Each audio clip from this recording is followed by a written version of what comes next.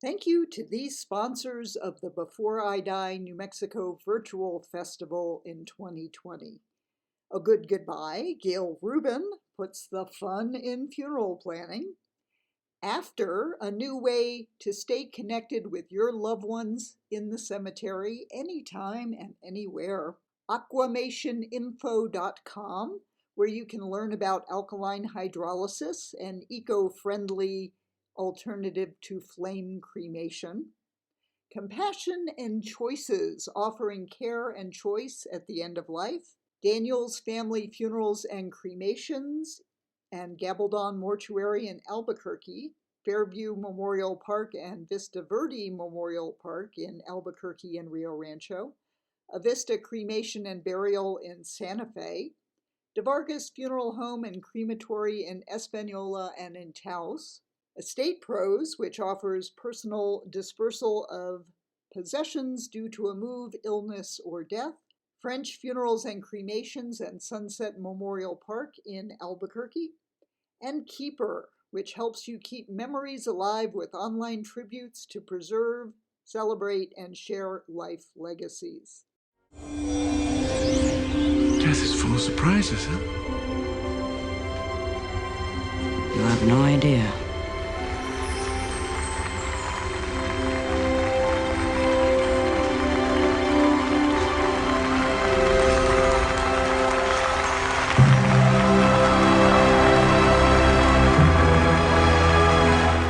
Welcome to this session of the Before I Die New Mexico Virtual Festival.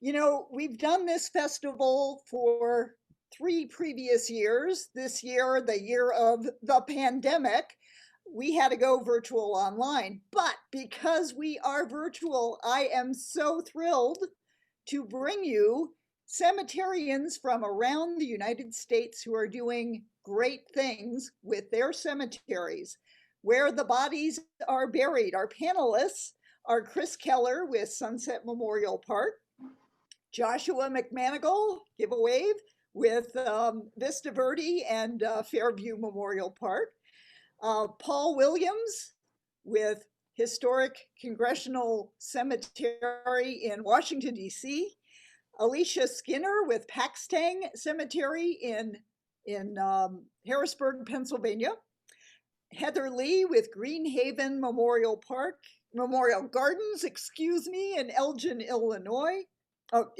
South Carolina. I say Elgin, Illinois. Apologies. Apologies accepted. It's okay. And Joseph Schechter, who is the founder of AFTR, and we're going to learn a little bit about those cameras in the cemetery. So what I would like to do with our panelists is I'm going to pick on each of you to talk about what you're doing with your cemeteries, which traditionally it's where the bodies are buried. But as we all know, the cremation rate has shot up, and that really impacts what we do with our cemeteries. There's also a growing interest in green burial. So let's start with Chris Keller with Sunset Memorial Park here in Albuquerque, who I've been friends with for a long, long time, and I'm so impressed with what you're doing here. So take it away, Chris. Well, thank you for being part of allowing me to be part of this for the 3rd year in a row. And unfortunately, we have to do it via Zoom, and we're all sick and tired of Zoom. But the fact of the matter is, this still is an opportunity for us to learn from each other and the participants. And so it's a great thing, great opportunity. Wish we could be in person, but there's always next year. I was intrigued by the topic of where the bodies are buried. And cemeteries, traditionally, that was always our lifeblood, and it still is to some extent, certainly in some parts of the country more than others. And we were always viewed as the one part of the funeral industry that probably wasn't going to change a whole lot, because guess what? We didn't need to. There's still a body to be dealt with. Cremation has changed that. As you all know, we are not a recession-proof or a cultural shift-proof industry. Quite the opposite. Cremation has changed what we do in the cemetery world as well. And it's not just now we're dealing with smaller spaces for cremation versus a casket. We're finding that where the body ends up now isn't always at a cemetery. Sometimes it's not at a cemetery because there's a lot of other options out there. Sometimes it's not at a cemetery because the public doesn't know what options the cemetery has. If you've chosen cremation, then once again, it becomes a little fuzzy for you as a consumer. And so we've realized that as we have mortuaries and a cemetery here in Albuquerque, we've seen that shift where the number of people that are going through our mortuaries and choosing cremation, a significant number of them are not choosing to do anything at this point anyway with the cremated remains, and we don't know what they're doing with them. We all make assumptions about why that is. In our industry, we all make the assumptions that, well, it's a cost factor, or, you know, they're just not ready to be separated from dad yet. Well, maybe that's the case, maybe it's not, but those are assumptions that we within the industry have made and just taken as gospel truth. And what we have started to find in our business is they're not accurate. So we're starting to look at our cemetery as far more than where the bodies are buried. And now it's where the lives are honored and remembered. And I think we've always had that in the back of our minds, but at its core, it's always been where the bodies are. Now we're trying to find ways for people to honor and remember their loved ones and memorialize them permanently at a cemetery, even if the body isn't there. And that's a cultural shift for us and a mindset shift for us in the cemetery world. So we started mulling this over and noodling this over about 3 or 4 years ago, 4 years ago, because we saw this shift and people were not coming to the cemetery. And so we, with some help from our just wonderful marketing and advertising firm, McKee Wallwork, came up with an idea. If we're not getting the body in the cemetery at all, what do we have to lose here? So we came up with the idea of, well, let's offer it for free.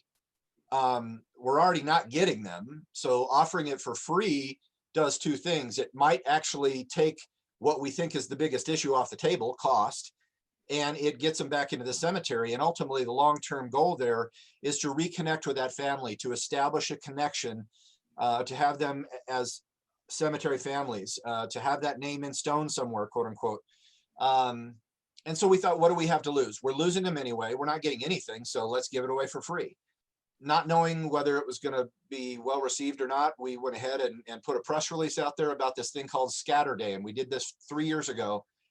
And the first day, the newsreader got it wrong on the news and said, hey, this is going to be happening this weekend at sunset. That was a month before the actual day.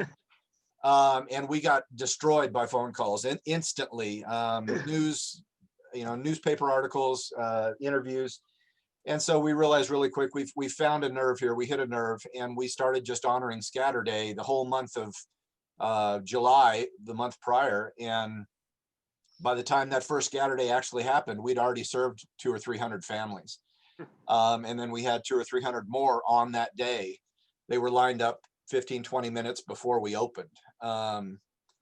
So clearly we hit a nerve there, and the studies show that 1 in 5 households in the US have cremated remains at home. 1 in 5. So you just do the math in your local area, what's your population? And that's going to give you an idea of the potential sitting out there. So what we found is a couple things.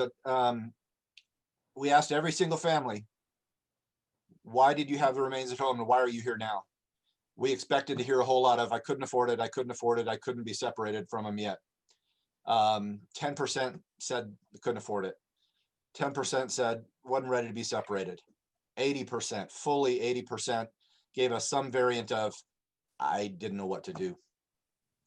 So our eyes were kind of opened at that point. And as we showed them the different options that we were offering them for free in the park, free scattering and then free memorialization in multiple places in our park, as we showed them that, they started asking questions about other things we had because they haven't been in a cemetery.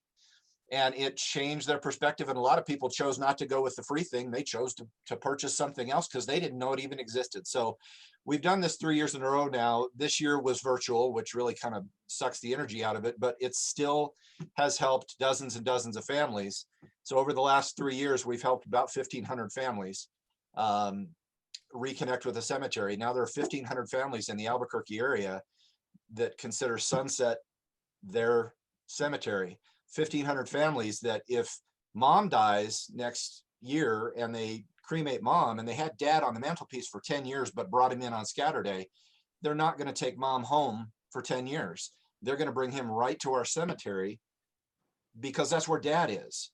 And so that's what's happened there. And a lot of those people maybe already scattered in the mountains, but they're still showing up at scatter day and asking if they can put their loved one's name on a granite panel or on a brick paver, because they need a place. They need a sense of place and a place to remember. And so scatter day has become more than just scatter day of remains. It's now memorialization in general. And we have cenotaph options coming out of our ears now because people need that, even if they don't have the body at the cemetery. And I have two quick little pictures I want to show. Picture you're seeing there is one of the cenotaph options we've had. We've got big blank adobe walls all over the place with our kind of Santa Fe style architecture. And we just started getting different colors of granite panels and polishing up the edges and putting them in a kind of an artistic way on walls. And I've got 2 or 3 places in the park where I have these. And this is actually a little bit older picture. Most of those panels are already full. So hundreds and hundreds of names, and every one of those is someone who either came in to scatter on scatter day or who simply came in and wanted mom or dad's name or whoever's name to be memorialized in stone. And so that is, that's a big deal for us that we start to see some of that. See if I can get to the next one here. No. All right. Let's try this. Once again, here's in a different area in our park, our scattering area, one of our 2 scattering areas that we allow people to scatter in. Once again, hundreds and hundreds of names on these travertine walls throughout the park of people who have scattered, many of which are just cenotaphs, no body present. And so these are becoming more and more relevant to us. And then I have this picture here inside of that round kiva structure there. If you see this down here, this round structure in the middle, there's actually an ossuary underneath that. And so we've got 2 really different kinds of options for people to actually place the remains if they want. And then the last thing I would say, we didn't expect that this would also include pets. We don't allow pet remains in our endowed care section of cemetery by law. But we have a pet section that's in a non-endowed, non-perpetual care area, and we have an ossuary. We didn't advertise scatter day as being part of pets or offering for pets too, but people just assumed it. And a lot of people have pet urns at home. So that first year, people started showing up with pet urns. One guy walked in with 24 pet urns. One guy walked in with 10. So we have a pet ossuary. We started immediately honoring it for pets too, and memorializing the pets out in our pet section in brick pavers. And once again, the same effect has happened there. People need a sense of place. And so once again, I'm challenging all of us to start thinking of cemeteries not as just where the bodies are, but where people memorialize. And this is just an example of what happens in a cemetery, whether there's a body there or not. Every Christmas Eve in the Southwest, people light luminarias. This is a picture of our park on a Christmas Eve. There are tens of thousands of these luminarias, these paper bags with a votive candle in it. And it just spontaneously shows up. People are coming to remember their loved ones. They have memories of them wherever they are, but they come to the cemetery to celebrate and remember every single year. And so that should tell us something about how our customers view cemeteries, not just how we view them. And I think we need to broaden our mindset about what we do as a cemeterian and what we're really serving families and helping families to do. So there we go. Wonderful. And in fact, I would like to put in a plug. I actually have the ashes, the cremated remains of a past boyfriend in that ossuary and took advantage of that. So, but I did spring for the nicer nameplate in there. You go. Thank you. Alesia Skinner is the owner of Paxtang Cemetery in Harrisburg, Pennsylvania. And Alesia, you're doing a lot of great things there, including green burial. And I'm hearing, as the Doyenne of Death, from a lot of people about green burial. So please tell us what you're doing there. In about 2014, we actually took about a third of our property and actually dedicated it to green. Very much like Chris was talking about earlier, we saw that there was a decline in the number of interments as well. It started in the previous 2 years. But that's actually not why we started it. We actually had 12 acres of woods, and the wood line colors started disappearing, and folks started asking us, well, are you going to put more grass in there? But we had all these beautiful, well-matured trails in there, about 1.5 miles, which the Boy Scouts were using, the Audubon Society was using. We actually invited them in to use it. We had a lot of the community using for hiking, and I wanted to keep that. And it was actually just an extra. So I started to figure out how I could use the property at the same time, benefit the cemetery. And it also addressed a huge area of need that I didn't know about, actually, that a lot of people will actually choose green burial over cremation. And that kind of just matured the more we did, and it involves, answering that question. Chris said they didn't know what else to do. I spent a great deal of my time doing a lot of education, public speaking, about what are their options, and green burial in particular, because it wasn't really available in our area and up until 2014 when I opened our first one in our area here. So it is a big deal. I mean, it is very important if you're going to do anything, new events, your scattering day, etc., to educate and spend some time with the general public to let them know what's going on. In our cemetery, I'm going to share this as I'm going through it. In our cemetery, we have 12 acres, and in our 12 acres, whoops, sorry.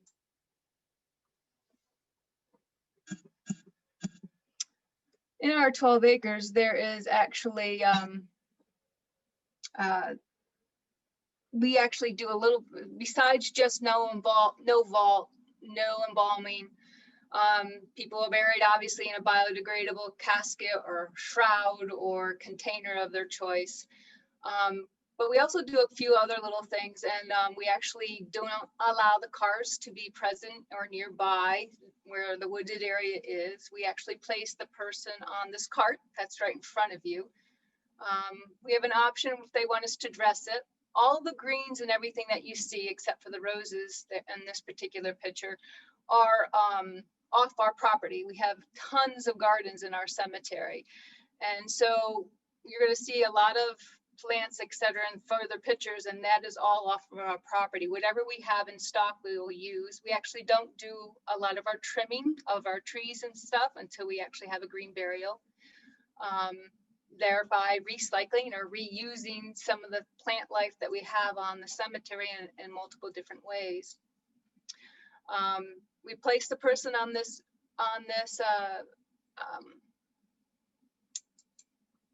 cart, and we actually take them to the wood's edge, down through the meadow and to this edge, and the families are greeted by pine boughs and flowers, etc., lining the path to the grave site.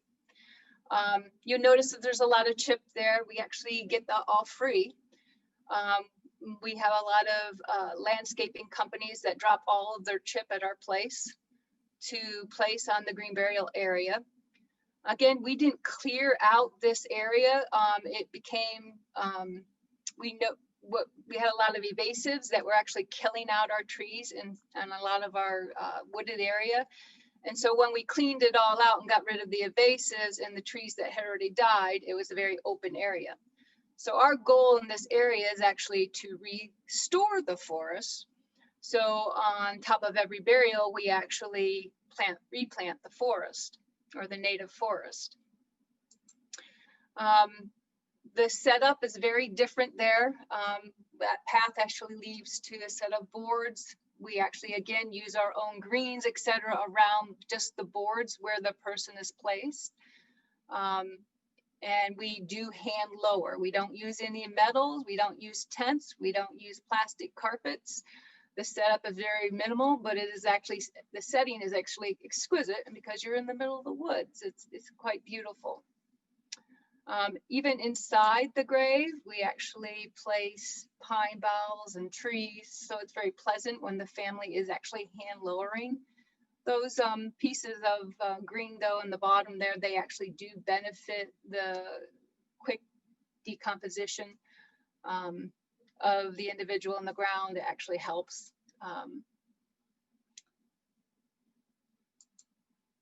We don't use any traditional memorials in this section. Everything is either recycled again. So like, for instance, we've had a guy use stairways from an old courthouse as his monument, as well as we do all natural harvested monuments as well, full of like natural boulders or, you know, river rock.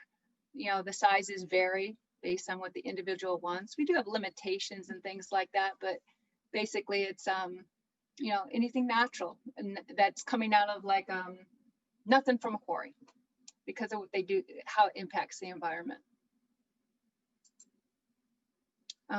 As I told you earlier, we replant the Pennsylvania native forests on top of every burial. So in this picture, that's exactly what they're doing.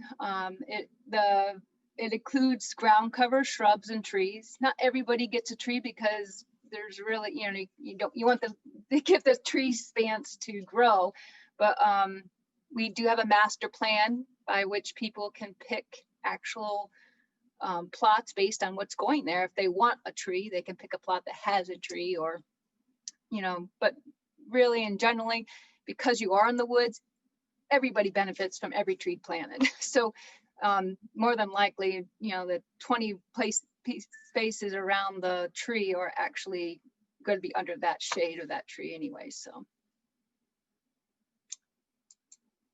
this is actually what our grave looks like in the woods once it's planted.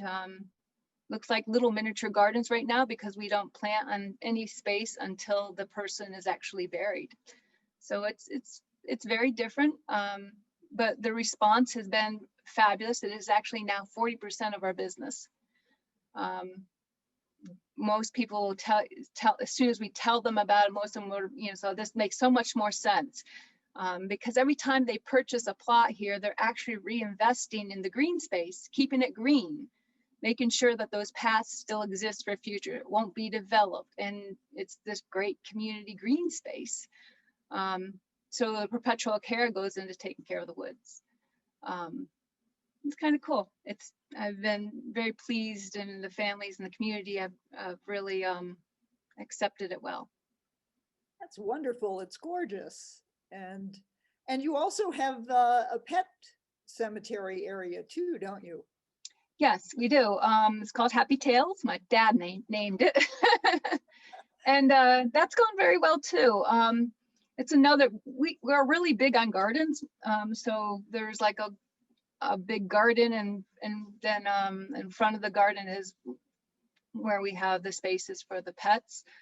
We don't have a columbarium or anything like that yet, but you made me think, Chris, about that ossuary. Maybe I do have a cremation garden and an ossuary for humans, but maybe I should have a pet one too. I really liked your information that you shared with us.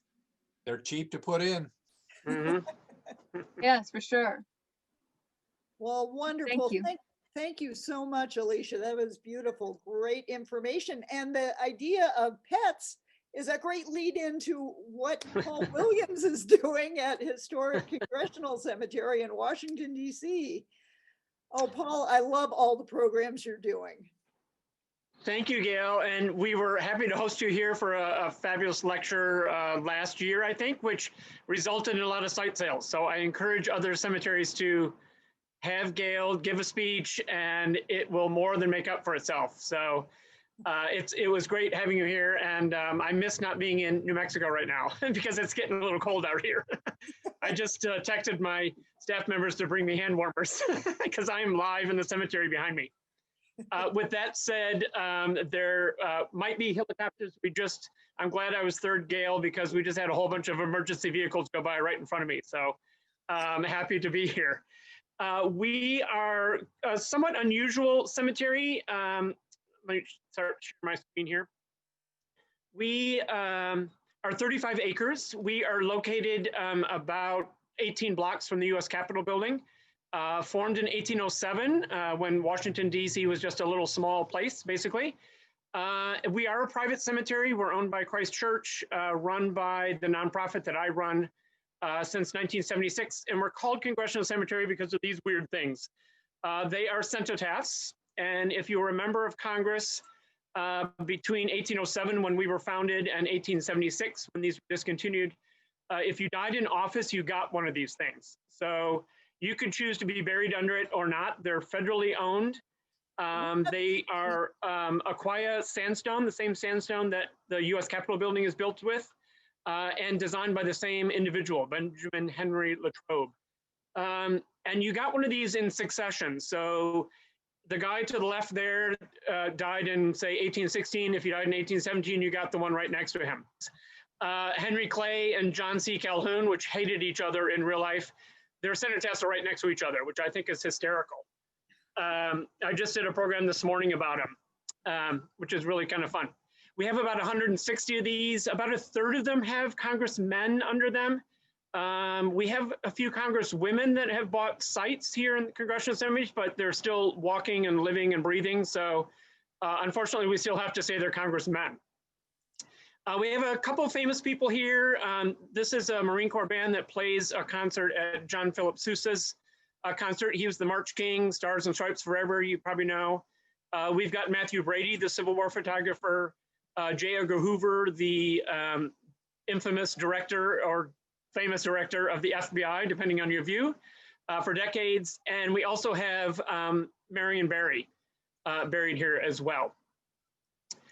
We do a lot of interesting and diverse events. This is the Pride 5K race that we have. It's about 1,500 participants every year. They run through the cemetery and out onto an Anacostia trail along a river that we border. And we do a lot of fundraisers, and we kind of have to because we were an abandoned cemetery up until the 1990s. We had weeds up to our shoulders. People couldn't afford to mow the yard. So we have gotten really creative in the last couple of years to actually bring in a lot of income through our programs like 5K races. We also do movie nights. We totally copied that from cemeteries in California. I said, let's try it out here, see if people, have a conniption about it. They don't, obviously. It's a great event you can do even during COVID because everyone could be farther away. This is a picture from last year, but now everybody can sit and watch a movie, 6 feet away or more.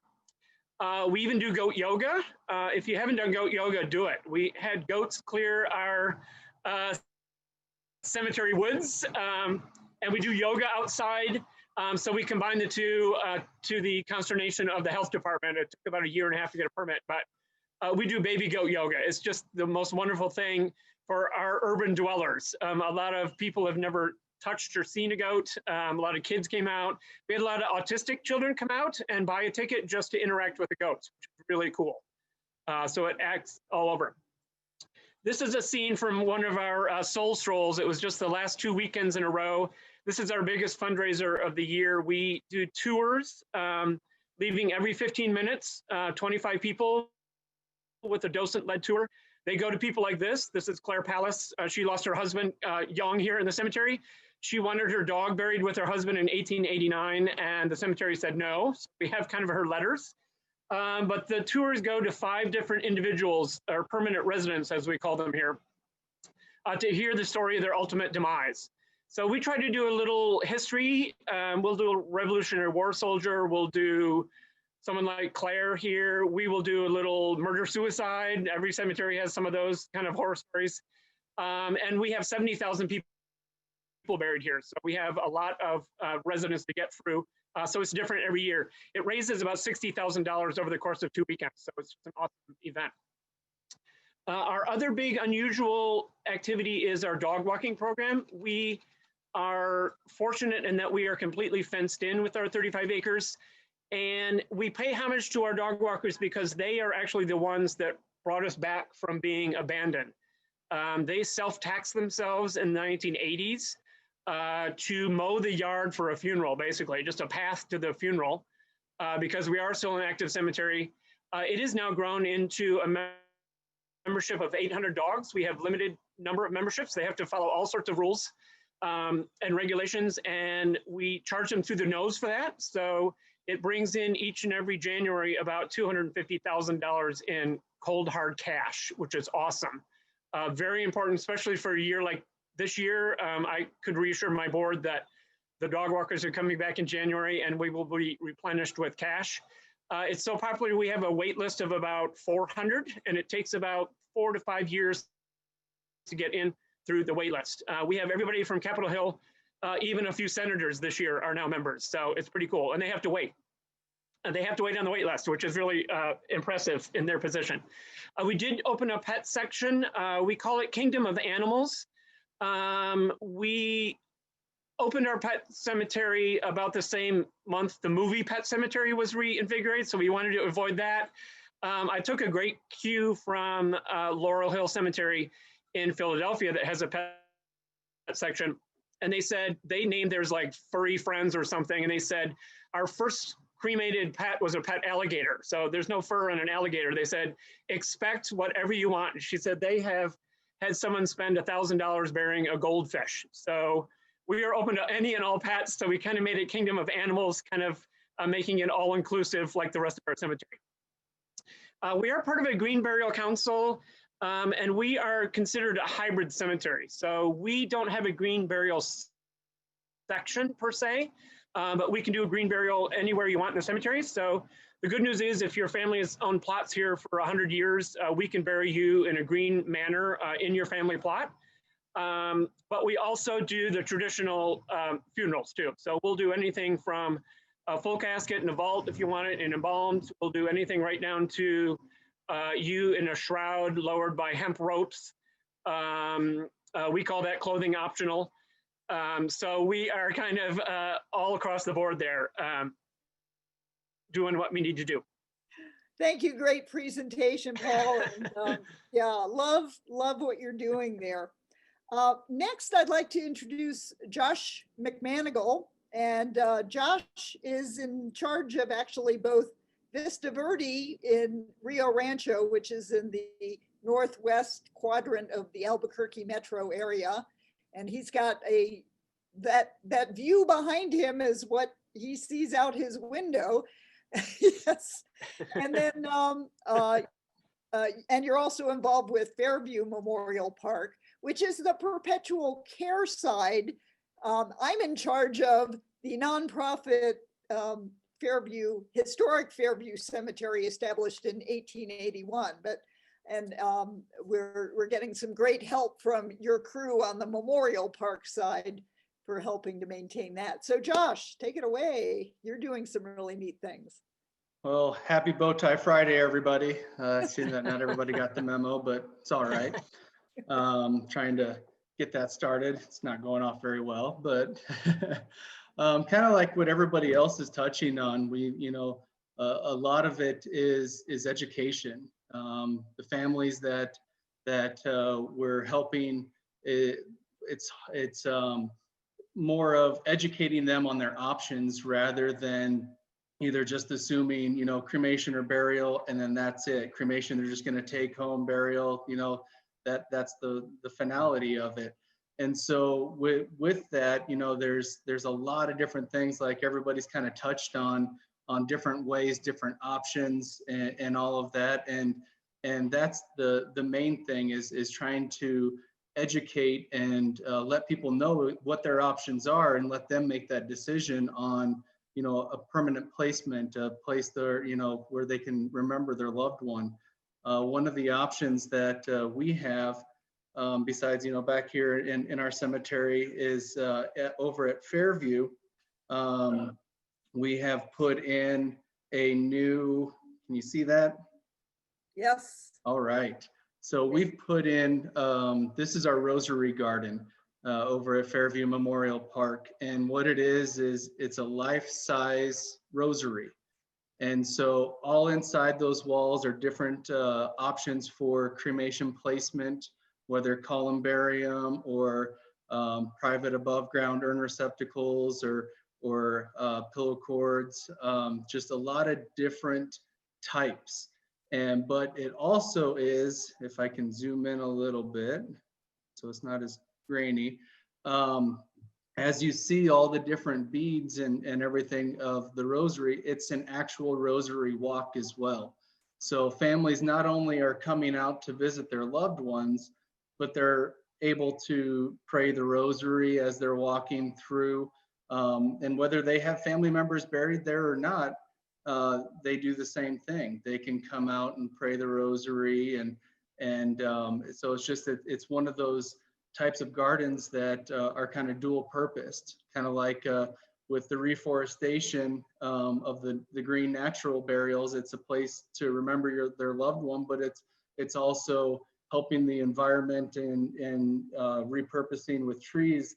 We're doing kind of the same thing with a place to remember your loved one, but also a place where you can come and you can pray and you can, just kind of remember and do everything that you would do at home, but out in our cemetery. One of the other things that we're doing. One of the things about that Rosary Garden also is it raises the awareness among Catholics that, yeah, the Vatican said it's okay to be cremated, but you do need to put them in a permanent final resting place. Right. Yeah. And that's one of the key things is, again, it comes back down to education. It's one of those that as long as we're informing our families that these are our options, these are what we can do, then they have that better understanding on, okay, well, I didn't think we could do that. Well, of course you can do that, and here's a place where we can. Every year for 9/11, our Vista Verde Memorial Park does a celebration that we have said that we will never forget what happened on September 11th, 2001. And so every year, the Friday before 9/11, we place the 2,996 flags along the side there that you see. And they remain there all the way through September 11th. And then on September 11th itself, we have a gathering of everybody in the community. It's amazing, even though New Mexico's so far removed from New York and Pennsylvania and Washington, but it's amazing how many people will come to this event to remember those or tell stories. We've got quite a bit of a New York community here in the Rio Rancho area. So we've got a lot of people that, knew people and all of that. And so we've, made it a point that we will never forget what happened. And as you see in kind of in the foreground, it's a mock-up of the Twin Towers, plus the planter, the structure that's in the middle is in the shape of the Pentagon. And so every year we do this. Now, unfortunately, because of COVID and everything, this last year we had to do it virtually, but we still kind of made a virtual video. We still did the flags this year because, that's one of the things that we could socially distance still and do. And over the years, we got a little bit smarter as we placed those flags. It was a little bit tough the first year, but now we've got it down to a science. And it takes us about, depending on how many volunteers we have, takes us about 45 minutes to an hour to place all nearly 3,000 flags on the side of the hill there. So we're running it very efficiently now. But this is just, one example of one of the community outreach programs that we do, in our cemetery, because, we feel that it's a way for us to be able to give back to the community. In Fairview, we do a lot with the Bernalillo County Indigent Program. We work closely with them, and so the people, the decedents that pass away in Bernalillo County that don't have family or unclaimed or homeless, we work with Bernalillo County, and every year we do a ceremony. Usually it's the last Thursday in September, the first Thursday in October, and we do a funeral for them.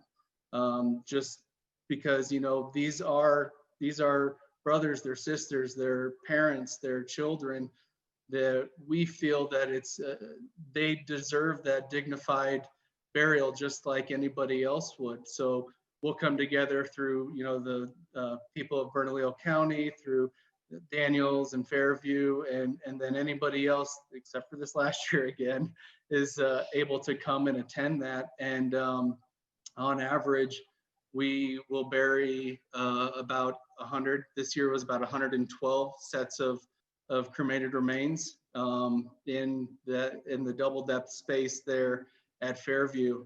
And then the week before, we took 29 veterans to Santa Fe National in the Forgotten Heroes program that we do as well and work with. And so it's one of those things that you know, we do everything we can. It's not about, and I know all of you guys will concur with this, it's not about, you know, the bottom line. It's about these families. It's about our community. It's about those people to have a place to remember, you know, that legacy that lives on. Like Paul, like you were saying, you know, you've got 70,000 spaces out there of stories, and that's how it is in every one of our parks and everything that we do. We've got thousands of stories in our park, and it's about continuing that legacy, continuing to come and a place to visit. It's not just about a cemetery. It's not just about that. These are people. These are everybody that we loved and have loved ones and we're cared about. So yeah. Great. Very, very wonderful. Thank you. Heather is our next cemeterian. Heather, you're Greenhaven Memorial Gardens, and you got involved in running a cemetery. Tell us some of the cutting edge things that you're doing. Well, you got me in a tough lineup following Chris, Paul, and Josh, and Alesia, and thank you, everybody. You know, it is, when you pull people together like this, Gail, it's so important, because not only do we get to learn from each other, we do get to educate our community. And that's one core value I think all of us as cemeterians or in the death care industry really believe in, is finding that value and educating the consumer. And Josh, it was interesting that you said that, you know, the stories that we have here. I had an interesting conversation with a family member and introduced him with somebody who just lost another family member. We do a campfire. We do a Christmas campfire, and we invite everybody who has lost a loved one over the past couple years and whatnot. And it's really therapeutic and helpful, because they do realize, oh, there are stories here. These are not only our loved ones, they're community leaders, they're our family leaders, they're our religious leaders. So there's everyone here. And when we retell those stories, it keeps them alive, it keeps our community alive, and it looks at what the history is. So I want to talk a little bit about some happy accidents. And I like Bob Ross when he says, oh, a little happy accident, what are we going to do with this?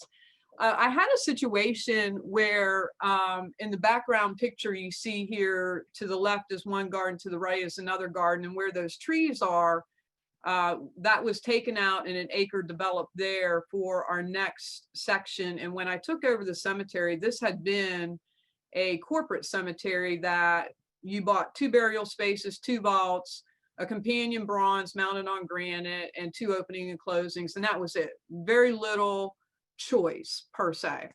So the new section I opened up, we allowed granite as well as architectural pieces and designing upright monuments, which is what I really enjoy doing, working with the family. We have some really unique pieces out there. However, one particular day, one of our surveyors came back in and says, hey, lot pin 57, 67, 37, 4, all the 7s are missing. What happened to it? And I'm like, uh-oh. Don't know. And I figured out very quickly that the map that had been previously created by the corporation that we bought the cemetery off of was actually an acre and about a half. we only developed an acre. So that left off all of the 57, 37, all of those lots over there. We went ahead and pinned those into the woods and turned that into our green burial. And it was just a perfect happy accident. And so that is our green burial area. And like many of the other cemeteries and the previous speakers, you know, we have certain protocols that we've utilized. We've created a scattering area, a cremation area, and a traditional area out of that. So those are things that we look at as cemeterians. What are we going to do with this space? How can we utilize it? And then how do we educate the community? The big program that I'm really excited about is our Heroes Burial Flag program. You know, we do a lot of the same things most other cemeteries do. Our unique programs would be the Heroes Burial Flag program. I had talked to our national cemetery about what happens with the burial flags that our veterans, our EMS, our firefighters, and police officers receive, because at a certain point in time, the attachment to the flag and the decedent cease to exist after several generations. And those individuals that inherit that flag want to do something respectful, however, don't know what to do with that flag. So Woodman Life had donated our flag, an 80-foot flagpole, so that we could fly that burial flag with the service flag. And we also do a 4x6 vinyl that has the person's information and their name on it. Pardon me, what part of the service they served in, their year of birth, year of death. And so this flag will be flown on those dates specific to what the family selected. And it's cost a few dollars for them to do that. And then it automatically rotates into our flag retirement program that we partner with Woodman Life on. And yeah, we will burn that. And when we do the burns, we polish up the grommets and hand out the grommets to all the attendees in that particular event. So it's really, really interesting. And the one minister, I wish I could get his specific poem. He did about bronze and grommets and being a circle continuous, and it was really, really good. So that was a lot of fun and super easy to do. The other event that we do that we're kind of proud of is that we host trunk or treat for our community. And the very first year was kind of, everybody was like, ooh, Halloween in a cemetery, are you crazy? And we're like, yeah, we are. We love it. And the kids had so much fun. So to me, that's reverse education. When you educate the kids, you can educate the families. And so the kids had a lot of fun. It was nothing for them. The second year we did it was even bigger. We had 75 participants, and on the hill in the back, which way do I go? This way, back up there, over there. It's all reverse. That we had all the Jeeps lined up and they had decorated them all up. Somebody had done the Grinch Stole Halloween, and we had 75 kids, hot dogs, the whole 9 yards. And it was a blast. And one of the family members, their daughter had dressed up in like a white princessy gown, and they did a spooky horror movie coming up out of the cemetery. So they had a great time with that. And, you know, that was a lot of fun. So we're real pleased with our partnership with our different community participants in making this happen. The other thing that we're well known for here are the dove releases. We have done a dove release. We do the Trinity and the Spirit dove with every single service. When we do children, we do a chorus of 12 doves or more. And that to me is beneficial to the family because it's their first step in the healing process. Oftentimes we don't know how long the dying process was by the time they get to us in the caregiving process or the situation that happens. So we really want them to have something to look forward to, a positive experience, something that they can come back and say, yes, that was beautiful. this represented this person's life. And so we do go a little extra during the service, whether it's the officiant services that we offer, including the dove release, whether the music, whatever we added to that. So we try to personalize the funeral on that day and then follow it up with the memorial options. My monument company, he wanted me to years ago get the program that they use to design the monuments. I'm like, yeah, I'm not paying for that. You do a really good job. So finally, I said, you know, I'm going to go ahead and get that, and I'll save you the headache now because we're processing more monuments. He said, just don't. He said, you're so far out of the box when it comes to designing the monuments that it's going to be more headache than it's worth. Just send your pencil drawings over and we'll make it happen. So that's one thing that we're real pleased about here, as one of our only locally and family owned cemeteries in our area outside of Columbia metropolitan area. It's, you know, we're competing with some really big cemeteries. And so it makes me happy to know that we're serving our community in ways that the other cemeteries are not. Great stuff. I love that trunk or treat in the cemetery. It's fun. Yeah. So our last contributor to this conversation is Joe Schechter. He's the founder of AFTR, which is bringing some new technology to cemeteries. Thank you, Gail, and a pleasure to meet everybody. It was interesting to sit here. I'm a technology person, and to hear the innovation from all of you on being so creative. And I was very touched by Josh's. I'm a New Yorker. I'm from Brooklyn, and to see the memorialization of September 11th, I mean, that was just gave me goosebumps. And really, just kudos to all of you to continue to be creative and obviously keep what's most important, our memories of our loved ones. So it's interesting to sit on this panel. I would have never imagined this a few years ago, but unfortunately my dad passed away a few years ago from cancer, and I come from a large family. And I've been in the camera space since 2007. And on the second anniversary of his passing, when our family gets together to celebrate, my sister, who was very close with my father, she couldn't make it from Florida to where my father's buried in New York City. So, and she was broken. So I'm in the camera space. I said, I could fix this. I didn't want to just go put a security camera at his gravesite. I wanted to build a virtual visitation experience.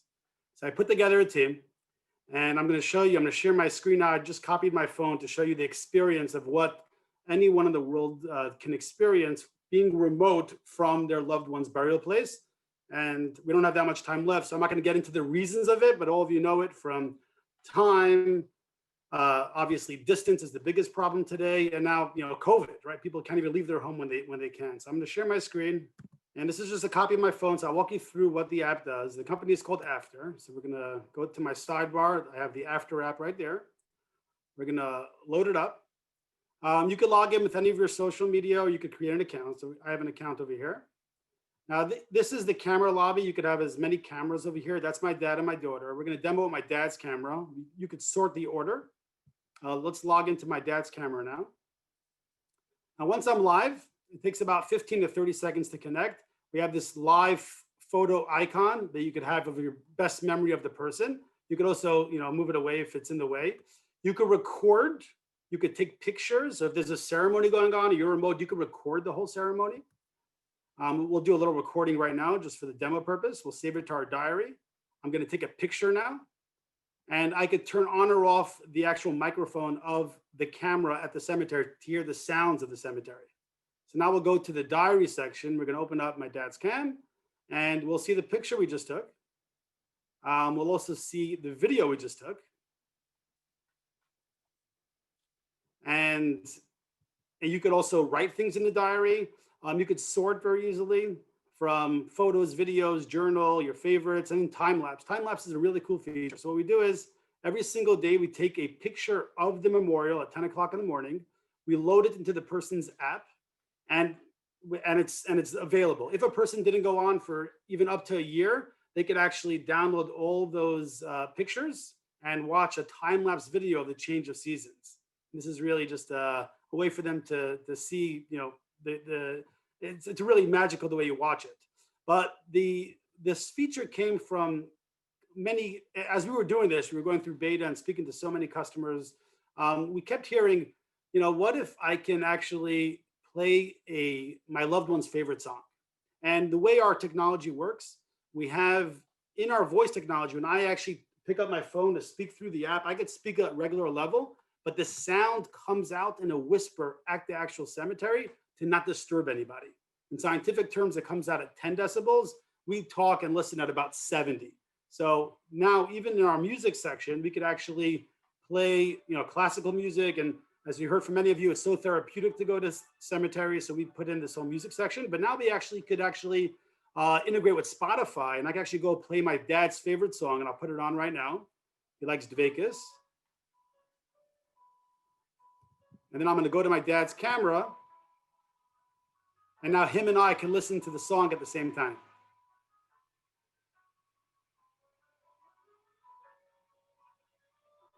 I'm going to pause the music. All right, and let me just show you a couple more features of the app. Now, because for the first time ever, we have the cemetery connected with their customers, even remote. Let's say the customer now is visiting remotely and they want to order flowers or memorial candle or a prayer or tombstone cleaning. We don't make money off this, but what we do is, because we're connected and now the cemeterians are connected to their customers, this email that this customer fills out on their phone gets sent to you. So let's say I'm going to select all these items. I'll hit submit, my email will pop up, and then it'll send an email with your information and who the customer is, so you can get in touch with them and obviously fulfill their order of whatever they want. I'm going to pause right there because then there's a couple of other features, but I know we're hitting already the 1 o'clock. So let me stop sharing. So that is what we've done. It's pretty incredible. All the things that you've heard from, you know, especially some of your cemeteries have so much history and so much meaning, and I'm sure, especially with the wait list, this is an idea of being able to, you know, be anywhere in the world and have your loved ones buried in that cemetery and still stay connected from anywhere. Good. Thank you so much. Thank you. Big round of applause for all of our panelists. This was an incredible sharing of information. So thanks you folks. all. Thank you. Gail.